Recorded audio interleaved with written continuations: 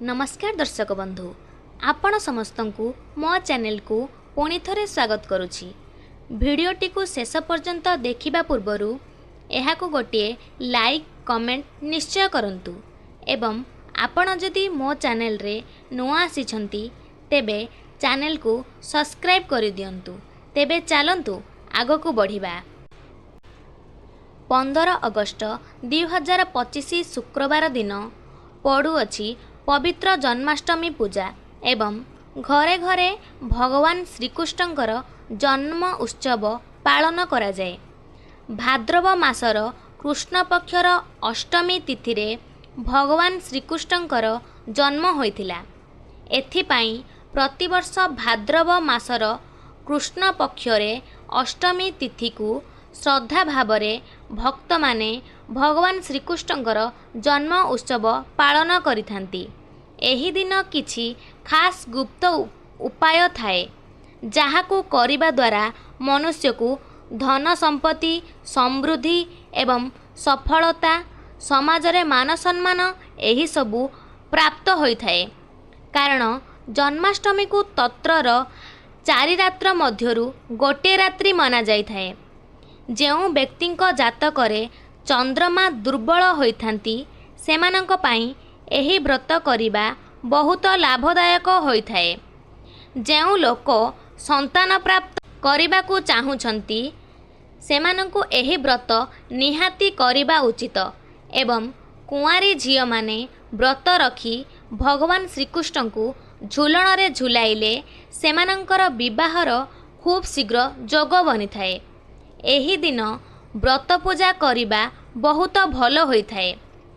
आउ जदि आपणक जीवन रे संघर्ष अधिका अछि टेंशन अधिका अछि तेबे आपण आपणकर भाग्य को बदलाइबा पई प्रस्तुत होई जांतु। एही थर जन्माष्टमी रे भगवान श्रीकृष्णଙ୍କର किछि जरूरी जिनिस अर्पण करिबा उचित। एथिरे आपणकर उन्नतिर समस्त रास्ता खोली जिवो एवं जहार संतान नाही सेमाने एही व्रत को करी बालक कपालंक परी सुंदर संतानर कामना करि पारिबे। सेमानकु एही उपाय निश्चय करिबा उचित। जे कोनोसी मनस्कामना हेउ, धन जनित समस्या हेउ, चाकरी समस्या हेउ, विवाह समस्या हेउ बा पारिवारिक समस्या हेउ, जे कोनोसी भी समस्या थिले ताहा खूब शीघ्र समाधान होई जिवो। एही दिन संकल्प उपवास रखिबाकू हेबो। अर्धरात्रि रे भगवान श्रीकृष्ण को जन्म कराई प्रसाद कराइबा अति शुभदायक अटे।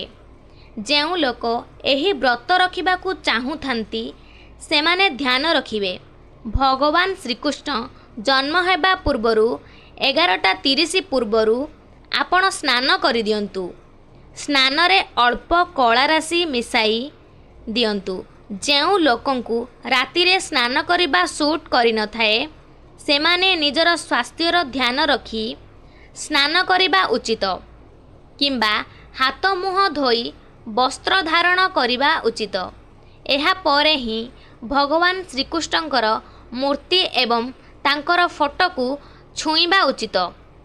ध्यान रखिबे भगवान को जहा सबु जिनिस व्यवहार करिबे सेथिरे गंगा जल सिंचन करिबे एवं डाहाण हातरे ही पूजार सबु जिनिस अर्पण करिबे।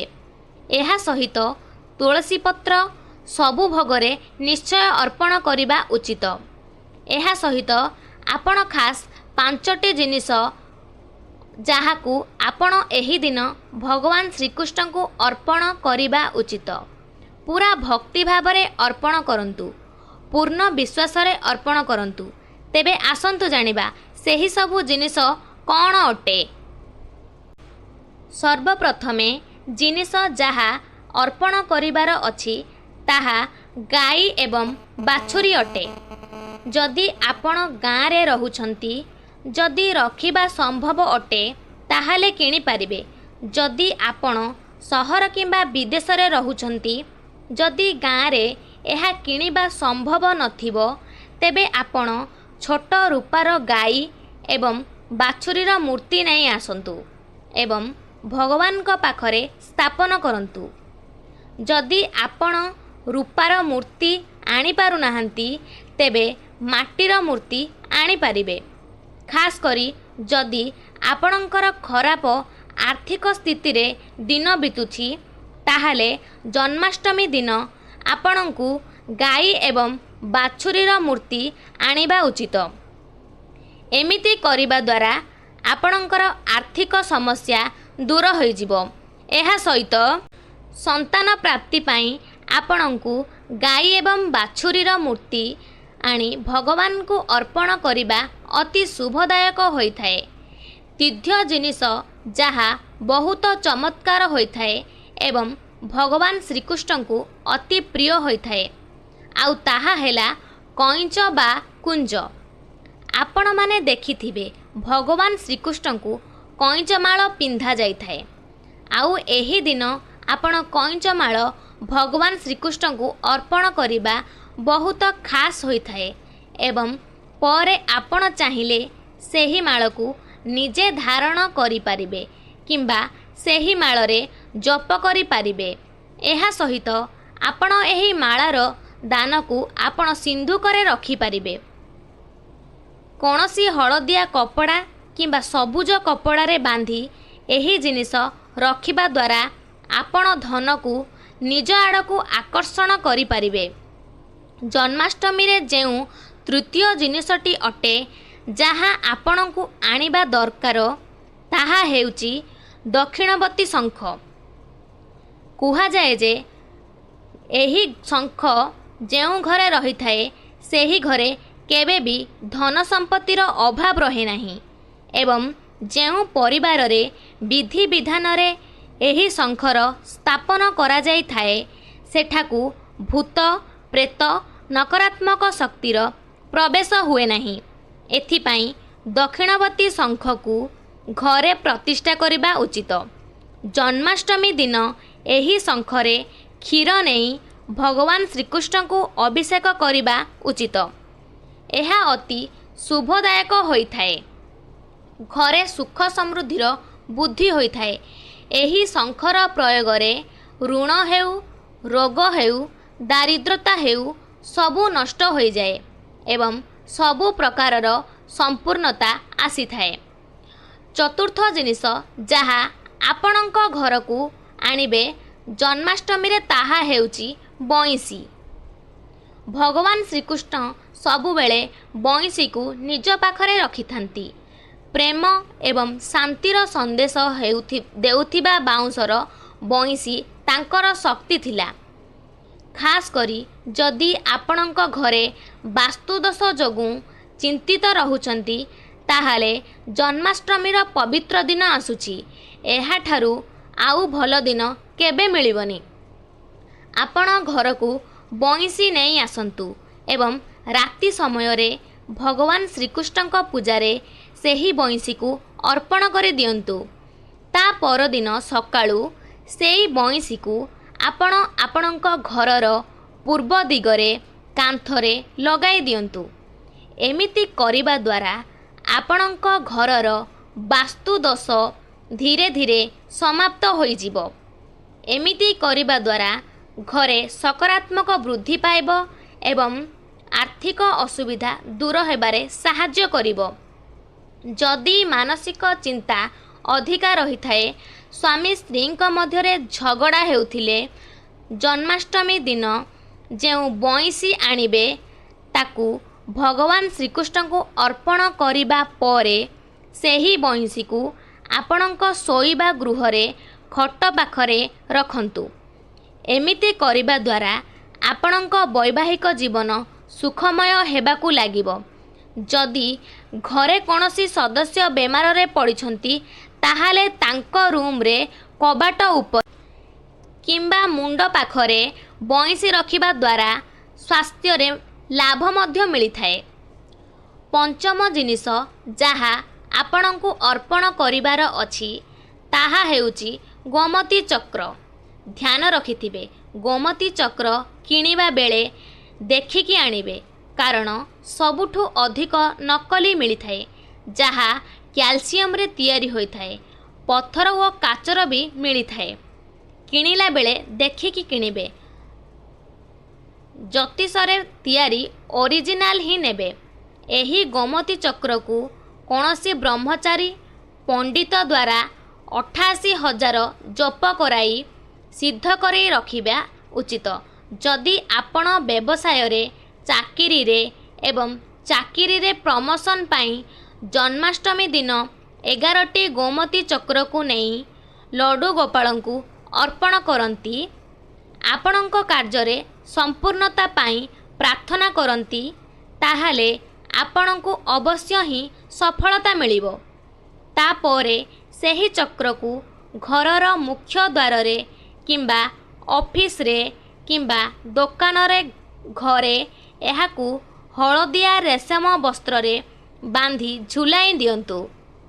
ଆପଣ ଚାହିଁଲେ ଏହି ଚକ୍ରକୁ ଆପଣଙ୍କର ଧନ ରଖୁଥିବା ସିନ୍ଦୁକରେ ରଖିପାରିବେ। ଯଦି ସ୍ୱାମୀ ସ୍ତ୍ରୀଙ୍କ ମଧ୍ୟରେ ବୈବାହିକ ଜୀବନରେ ମତଭେଦ ରହୁଛି, ତାହେଲେ 11ଟି ଗୋମତୀ ଚକ୍ରକୁ ଧଳା କପଡ଼ାରେ ବାନ୍ଧି ଘରର ଦକ୍ଷିଣ ଦିଗରେ କୌଣସି ଗାମଲାରେ କିମ୍ବା ମାଟି ତଳେ ପୋତି ଦିଅନ୍ତୁ କିମ୍ବା ଘରର ପଲଙ୍କର ଗଦି ତଳେ ଏହାକୁ ରଖିଦିଅନ୍ତୁ। ଏହାଦ୍ୱାରା ମତଭେଦ ଦୂର ହୋଇଥାଏ ଏବଂ ବୈବାହିକ ଜୀବନ ସୁଖରେ କଟିଥାଏ। ବନ୍ଧୁଗଣ, ପବିତ୍ର ଜନ୍ମାଷ୍ଟମୀ ଦିନ କିଛି ସରଳ ଉପାୟ କରିବା ଦ୍ୱାରା ପ୍ରଭୁ ଶ୍ରୀକୃଷ୍ଣଙ୍କର ବିଶେଷ କୃପା ପ୍ରାପ୍ତି ହୋଇଥାଏ। ବାସ୍ତୁଶାସ୍ତ୍ରରେ ଜନ୍ମାଷ୍ଟମୀ ପାଇଁ କିଛି ସରଳ ଉପାୟ ବିଷୟରେ ବର୍ଣ୍ଣନା କରାଯାଇଛି। ସେହି ଉପାୟ ଆପଣେଇବା ଦ୍ୱାରା ଜୀବନରେ ଥିବା ବାଧାବିଘ୍ନ ଦୂର ହେବା ସହ ସୁଖ ସମୃଦ୍ଧି, ଧନ ସମ୍ପତ୍ତି ବୃଦ୍ଧି ହୋଇଥାଏ। ଯେଉଁ ଘରେ ବଂଶୀ ଥାଏ, ସେଠାରେ ପ୍ରଭୁ ଶ୍ରୀକୃଷ୍ଣଙ୍କର ସର୍ବଦା କୃପା ରହିଥାଏ। ଜନ୍ମାଷ୍ଟମୀ ଦିନ ଘରକୁ ବଂଶୀ ଆଣିବା ଦ୍ୱାରା ଶୁଭଫଳ ପ୍ରାପ୍ତି ହୋଇଥାଏ।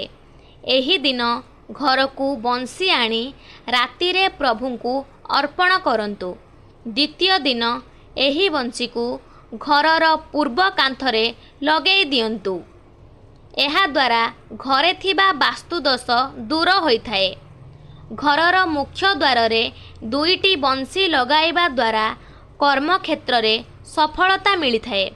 କାର୍ଯ୍ୟାଳୟ କିମ୍ବା ବ୍ୟବସାୟ ସ୍ଥାନରେ ମୁଖ୍ୟ ଦ୍ୱାରରେ ବଂଶୀ ଲଗାଇବା ଦ୍ୱାରା ଉନ୍ନତି ହୋଇଥାଏ। ଦାମ୍ପତ୍ୟ ଜୀବନକୁ ସୁଖମୟ କରିବା ପାଇଁ ବଂଶୀରେ ଲାଲ ରଙ୍ଗର ରେଶମୀ ସୂତା ବାନ୍ଧନ୍ତୁ।